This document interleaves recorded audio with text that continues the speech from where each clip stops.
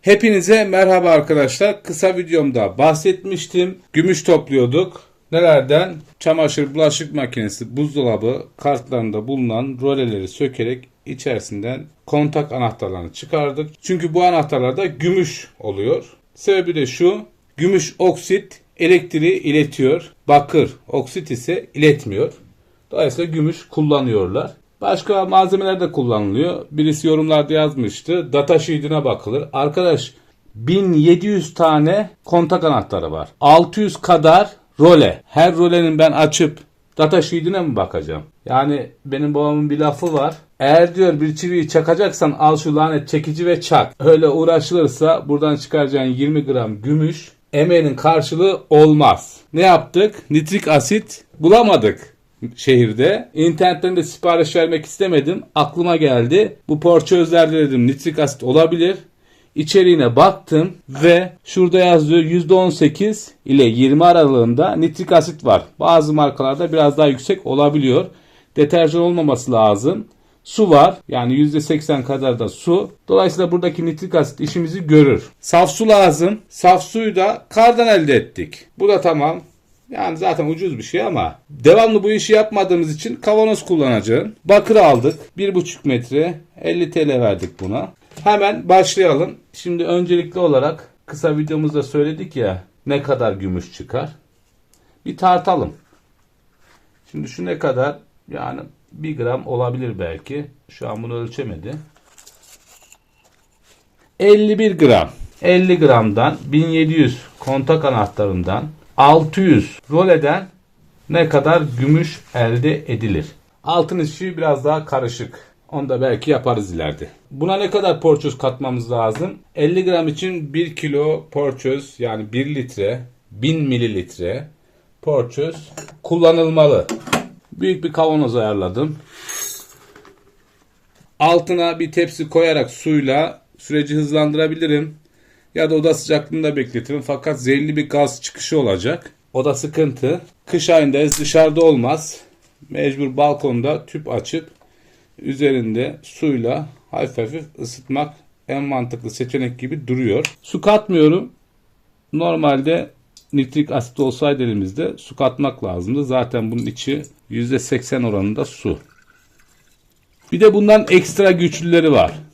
Onlarda nitrik asit yok. Yani üzerinde nitrik asit yazısını okumak lazım. Ben ikisini video öncesinde tarttım. Tam 1 litre. Sanırım üzerine 200-250 mililitre daha ekleyeceğim. Bir bakalım nasıl olacak. Benim tahminim yetersiz gelebilir. Şöyle bir tahta kaşık ayarladım. Yani oda sıcaklığında gerçekten yavaş tepkimi oluyor. Zaten birkaç videomda bunun testini yapmıştım. İçine metal atmıştım. Çamaşır makinelerinde kullanıyorlar, kullanmayın diye. Asit arkadaşlar, nitrik asit makinenin içerisini mahveder. Sonra spiderlar kırılır. Orada işte içine metal atmıştım ve tepkimeye girmeye başlayınca ısınmıştı. Gümüşümüz nitrik asitle, bakır da tabii ki, tepkimeye girerek bütün haline gelecek. Yani suyumuz gümüş nitrata dönüşecek. Diğer atıklar ise dibe çöküp dipte kalacak. Nitrik asitimiz içerisindeki tüm malzemeleri erittikten sonra alt tabanda bir tortu oluşacak. O atık. Onu yıkadıktan sonra, çünkü içinde saklanmış gümüşler olabilir ve belediyeye vermeye çalışacağız. Çünkü tabiata atmak tabiata zarar verir. Keza nitrik asit de öyle. Onu da karbonatla sönümlendireceğiz ama o en son işlem. Isıtınca daha hızlı tepkiye giriyor. Oda sıcaklığında böyle olmuyordu ama sürekli ısıtmamak lazım. Kavanoz çatlar. Gazı da solumamak lazım. Oluşan bu turkuaz mavisi renk gümüş ve bakırın suya karıştığını gösteriyor.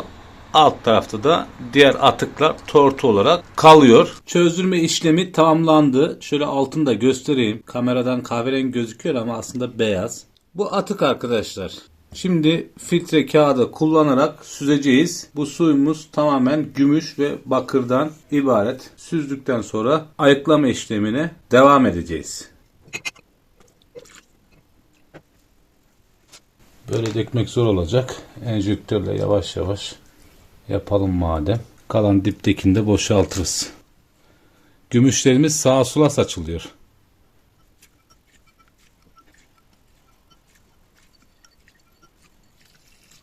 Ya bazılar diyebilir ki ya böyle niye uğraşıyorsun? Arkadaş zaten yavaş süzüyor. Direkt olarak boşaltsam da bekleyeceğim. Çözümü yok. Filtreyi fazla açarsak yani bez vesaire kullanılırsa diğer atıklar da buraya geçer ve saf bir gümüş elde edemeyiz. Yani ayarı düşük olur. %80, %90 olur. Mümkün olduğunca saf gümüş elde etmek için uğraşıyorsun. Zaten bu işler böyledir. Bekliyorsun. Bu kenarlarda oluşan atık da saf suyla yıkanıp akıtılacak. Çünkü içerisinde gümüşler kalıyor.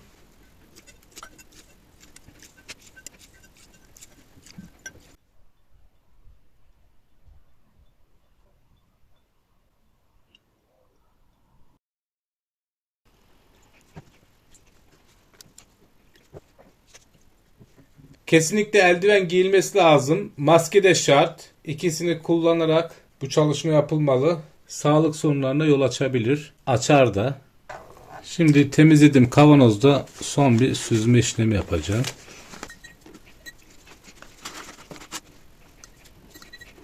Son durum bu arkadaşlar. İki kavanoza böldüm. Birisini kısa video için kullandım. Bunu da size göstereceğim. Uzun video için. Detaylı olan için. Bakırı içine daldırdığımızda bu bakır çubuğumuz. Üzerinde kaplama olanlar vesaire kullanılmaz. Varsa da zımparalanması lazım. Bakır saf olarak buraya temas etmeli. Kontaklarımız komple eridi ve süzdük. Sıvının böyle berrak olması lazım. Rengi de bu. İçerisi full gümüş dolu. Ne diyorlar? Gümüş nitrat. Şimdi bunu içine daldırdığımda reaksiyonu göreceksiniz. Hazırsanız başlıyorum.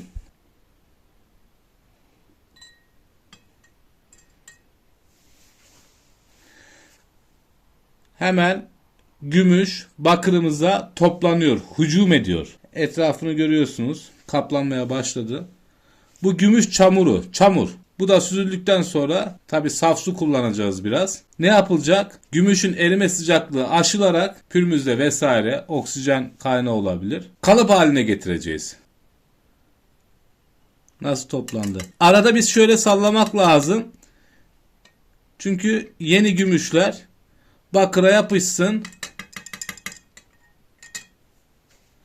İçerisinde reaksiyon olmayana kadar buna devam edeceğiz. Bu görmüş olduğunuz tortular gümüş. İnce bir bakır olmaz. Kalın olması lazım. Çünkü bakırı da suyun içerisinde bırakıyor. İçeride asit var. Hala aktif. İnce bakır kullanıldığında kopar. Ama az bir miktar gümüş ayıklanacaksa bu bakırlar işe yarayabilir. Eldiven şart, maske şart. Bakın çamurumuz dibe çöktü. Şu çamurlu su, gümüşümüz saf su gelene kadar, yani berrak su diyeyim. Bakın şu anda mavi. Eleyeceğim. İçerisinde nitrik asit kalmamalı. Eğer nitrik asit kalırsa nitrik asit içerisindeki bakır gümüşümüze sirayet eder ve gümüşümüzün saflığı düşük olur. Düşük ayar olur. O yüzden yıkayacağız. Bol bol saf suyla yıkayacağız. Bu su berrak olmalı. Su sıcak olacak. Saf su sıcak. Kaynama derecesinde değil ama yakın.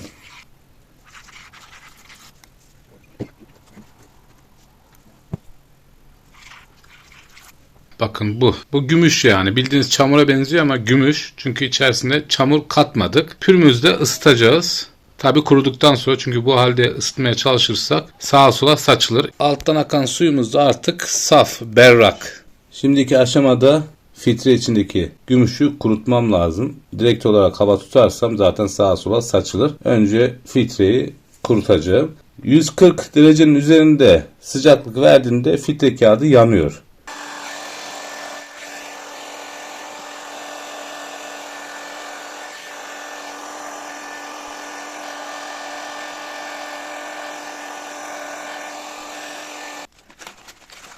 Biraz suyu var. 8 gram şu kap ne oldu? 37. 7 gram da su çıksa 25'in üstünde gibi eriteceğiz. Bakalım. Video da uzadıkça uzuyor ama bunlar da önemli şeyler. Eritme potası alacaktım. Fakat piyasada satılan ucuz pota 200-300 liralık olanlar kırılıyormuş, çatlıyormuş. Bir sürü kötü yorum. Muhtemelen kalitesiz ürün. Kalitelileri ise çok pahalı.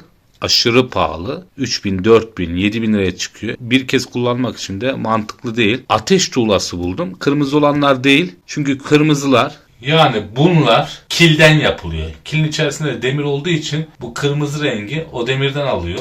Eğer buna gümüş eritmeye, altın eritmeye kalkarsanız ne olur? Kapkara bir metaliniz olur. Gerçek ateş tuğlası böyle. Alırken sormak lazım. Kesmeyi düşünüyorum. Şuradan 2 parça olacak. Şu sağlam parçanın ortasını oyacağım. Et kalınlığımız var. Şöyle şuradan kessem geniş olsun biraz. Şöyle. Şu hale getirdik. Bir tane de böyle yaptım. Bunun uzun yapım videosunu da aslında kısa video olarak kanalıma yükledim. Oradan izleyebilirsiniz. Şimdi fırından gümüşümüzü ve yaptığımız potayı çıkaracağız. Gümüş çamuru. Şimdi bunun iç kısmını sırlayacağız, yoksa gümüş akar. Bunun için de boraks kullanılıyor.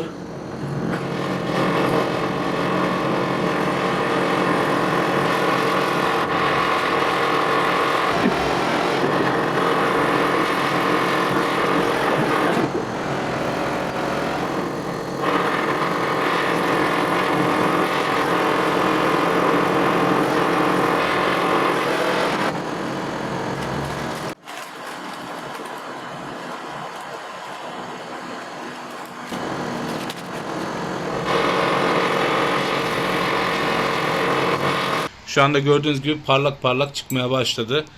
Boraks burada devreye girecek. Biraz soğuyunca onu yeniden çıkarabileceğiz. Boraks olmasaydı yapışırdı alta ve gümüşümüz akardı. Sonra bunu ne yapacağız? Çıkardıktan sonra suyumuzu atacağız. Biraz soğusun. Dışarısı aşırı gürültülü, kusura bakmayın. Biraz soğusun. Soğuduktan sonra, yani tam buz gibi olmadan şu kırmızılık gidince çıkaracağız.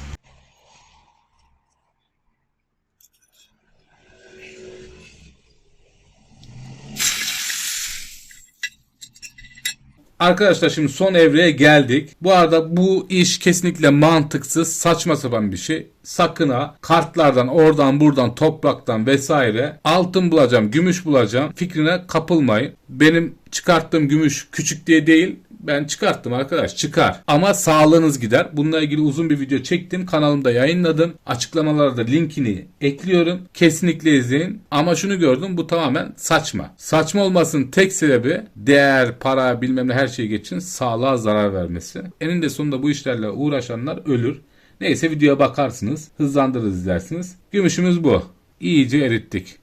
İlk başta bizi bayağı bir zorladı. Pürmüz yetmedi falan. Biraz eğilince çakmak pürmüz işini yapmaya başladı. Ve tahminim %99 oranında saf bir gümüşümüz oldu. Bayağı bir fire verdi. Eritmeye başlamadan önce 28 gramdı. Eritince kaça düştü?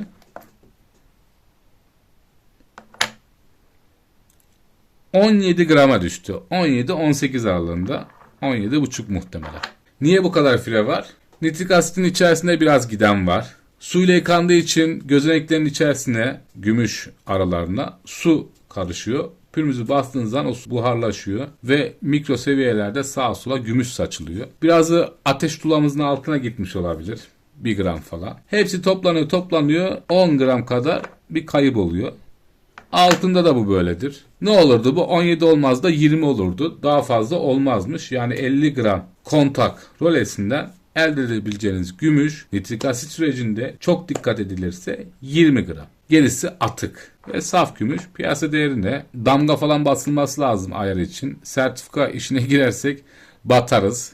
Yani şu gümüş parası kadar sertifika parası isteyebilirler. Şu halde damga basıldı falan 120 lira 130 lira desen çarpın işte. 2200-2300 lira. Ne olur koyarsın kenara. Gümüş arttıkça kenarda durur. Ama devamlı yapılacak bir iş değil. Bu kadar arkadaşlar. Videoma burada son veriyorum. Umarım faydalı güzel bir video olmuştur. YouTube kanalımıza abone olarak destek verirseniz sevinirim. Başka bir videomuzda görüşmek üzere. Hepinize sağlıklı, mutlu, güzel günler dilerim. Hoşça kalın.